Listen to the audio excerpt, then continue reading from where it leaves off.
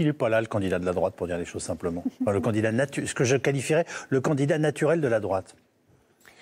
Alors, il pourrait l'être à bien des égards. Hein. D'abord, oui. Il vient de la droite, tout simplement. Ensuite, il incarne quelque chose que les sympathisants de droite apprécient, en termes de posture, en termes de capital qu'il a réussi à obtenir.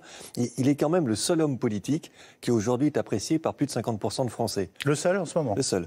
Donc, il a acquis quand même un capital tout à fait unique, qui est l'estime d'une majorité de Français. Ça vaut cher, hein, quand on est dans un contexte où les Français sont dans la défiance et le rejet du général politique. de tout le monde. Tout à fait.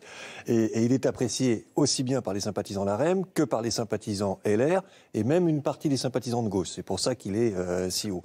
Donc oui, il pourrait jouer potentiellement ce rôle à une nuance près. Il a été quand même le Premier ministre d'Emmanuel Macron pendant 3 ans, donc il n'a pas critiqué la politique qu'il était lui-même chargé de mettre en œuvre. Et puis c'est quelqu'un qui a construit sa réputation, sa fama, comme on disait à une époque, sur la loyauté. Donc c'est un peu compliqué d'être demain, pour l'élection présidentielle suivante peut-être, mais là, demain, en 2022, celui qui combattrait le président qu'il avait nommé Premier ministre. Qu'est-ce qui a structuré cette cote de popularité que vous venez d'évoquer, qui est visiblement unique en ce moment dans le paysage français? C'est beaucoup la crise du Covid. Édouard Philippe, c'est quelqu'un qui s'est révélé aux yeux des Français pendant et à travers la crise du Covid. Il avait une bonne cote auparavant, mais celui qui donnait le là sous la Ve République, c'était bien Emmanuel Macron. Il y avait un bon Premier ministre qui faisait bien les choses, mais le vrai gap, c'est la crise du Covid, où là, il s'affranchit d'une certaine façon, ce qui va lui poser quelques petits problèmes dans sa relation avec Emmanuel Macron, mais il s'affranchit sur certaines questions liées à la gestion de la crise du Covid, de la tutelle présidentielle, et où il apparaît comme quelqu'un de précis, de concret, d'honnête, qui dit les choses, qui protège beaucoup les Français. Donc la crise le révèle et le construit en grande partie. Alors, j'ai déjà entendu des sondeurs qui étaient très choqués quand on pratiquait, on allait dire, des enquêtes d'opinion pour la présidentielle sur des gens qui ne sont pas candidats. Sans raison. Voilà, mais je peux le comprendre. Mais à quel moment peut-il avoir, lui, ce signal qui indique qu'il faudrait peut-être quand même qu'il y aille s'il veut avoir un destin national dans de pareilles circonstances? Vous comprenez ma question?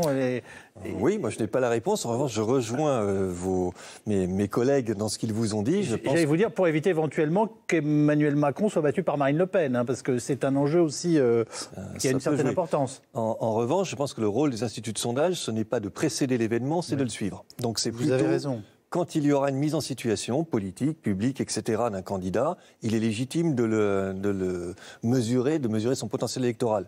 Aujourd'hui, là, on fabriquerait un événement... artificiel Artificiel au sens où le principal intéressé dit tout le contraire. Dans tous les cas, il envoie des signes qui sont totalement contraires, qu'il n'y a pas une formation politique qui est en train de dire c'est lui qui va être notre candidat. Donc, la somme des éléments va plaide plutôt pour ce n'est pas le sujet d'aujourd'hui et on ne construit pas artificiellement un sujet à travers des enquêtes d'opinion. En tous les cas, c'est comme ça que je les conçois. Est-ce qu'on sait ce qu'il a dans la tête et ce dont il a vraiment envie? Il est très discret en tout cas, il laisse rien passer de ses intentions.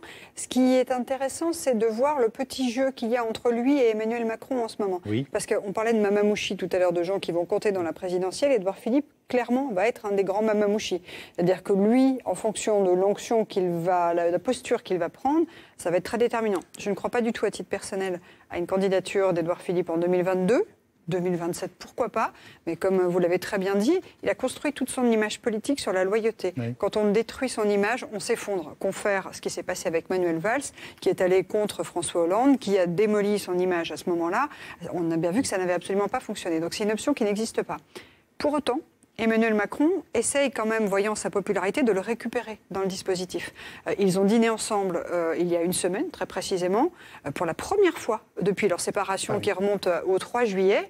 Et le président lui a proposé de revenir dans le giron de la majorité présidentielle pour essayer de restructurer un petit peu cette majorité qui tire un peu à hu et à dia.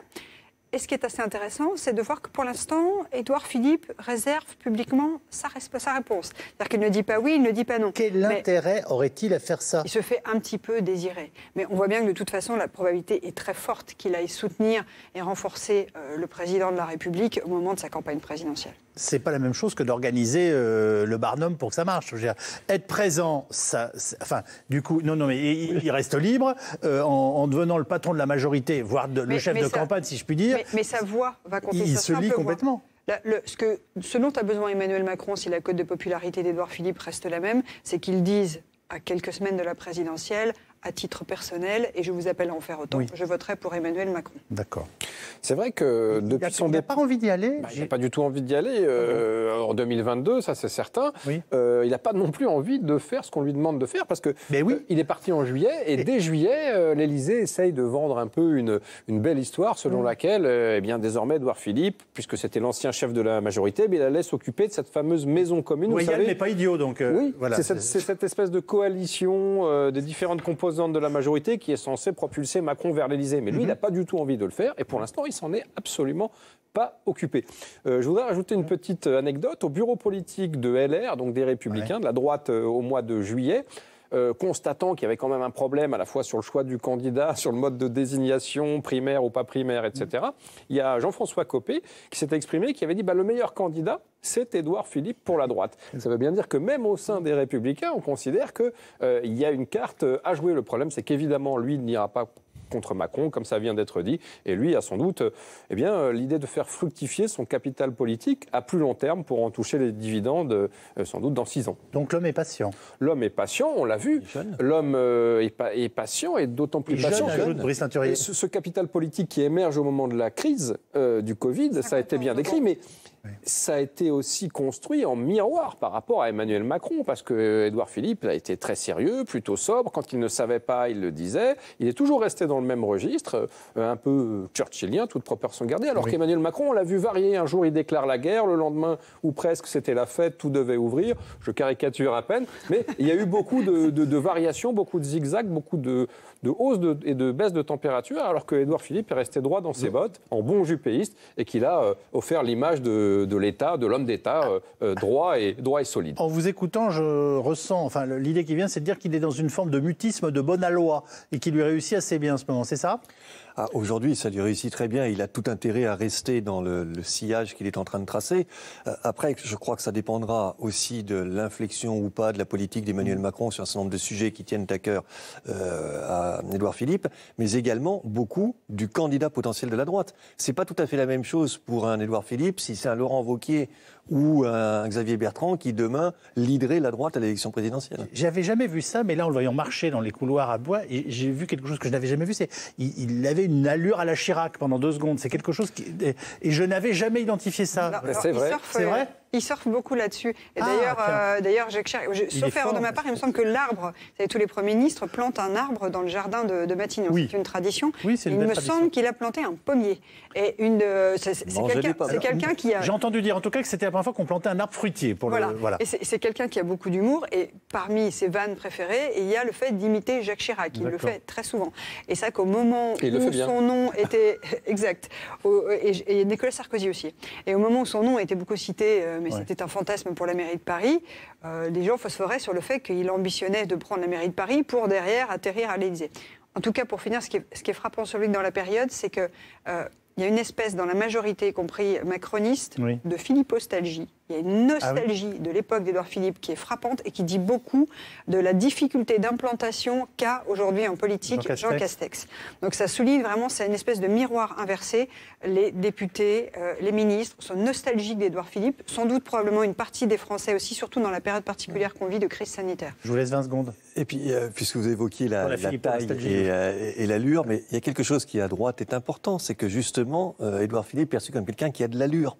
À droite, on dit qu'il a de la classe, il incarne la fonction. Et ça joue dans les items importants pour un électeur de droite.